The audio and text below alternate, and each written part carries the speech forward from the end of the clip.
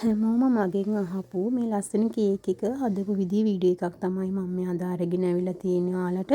මේක kilo 3ක ribbon cake එකක්. එතකොට මේකේ දිග වෙනවා අඟල් 18ක්. එතකොට උස අඟල් 4ක්, පළල අඟල් 5ක්. එතකොට කස්ටමර්ට ඕන කිව්වේ ඒ සයිස් එකට. ඉතින් මම මේ විදිහට කේක් කිලෝ 3 රෙඩි කරගෙන තියෙන්නේ. ඊට පස්සේ මම මේ කේක් එක බටර් අයිසින් වලින් සම්පූර්ණ ෆිනිෂ් කරගත්තා.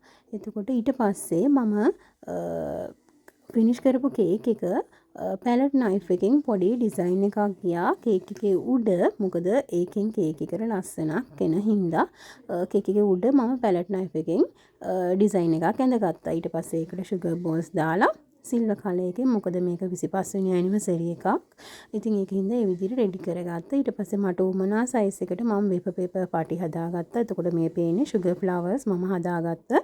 ඊට පස්සේ මම මෙන්න මේ විදිහට මුලින්ම කරේ සුගර් ෆ්ලවර්ස් ටික කේක් එකට ඇටච් කරපු එක. මොකද එතකොට අපිට උමනා තැන් වලට කේක් එකට මල් ටික සෙට් කරගන්න පුළුවන්. ඉතින් ඒකට මම පාවිච්චි කරේ කම්බියක්. මොකද නැත්නම් මල් ටික සෙට් කරගන්න අපිට අමාරු වෙනවා කේක් එකට. ඉතින් ඒක හින්දා ඒ වගේ කම්බියකින් කොක්කක් හදාගෙන මල් ටික මට උමනා තැන් වලට ඇටච් කරගත්තා. ඊට පස්සේ අර කපාගත්ත වේපර් පේපර්ස් පාටි වලින් මම කේක් එකේ හිස් තැන් ටික ඔක්කොම නැති වෙනකන් පේපර් එකකින් ෆිනිෂ් කරගත්තා. එතකොට ඒකෙන් වේපර් පේපර්ස් ටික අපිට උමනා කේක් එකේ උසට වඩා අඟලක් වැඩියෙන් උසට උගුල්ලා හදාගන්න. ඊට පස්සේ ඒ විදිහට ඩෙකොරේට් කරපු කේක් එක තමයි ඔය තියෙන්නේ. ඉතින් කස්ටමර් ගොඩාක් සතුටු වුණා.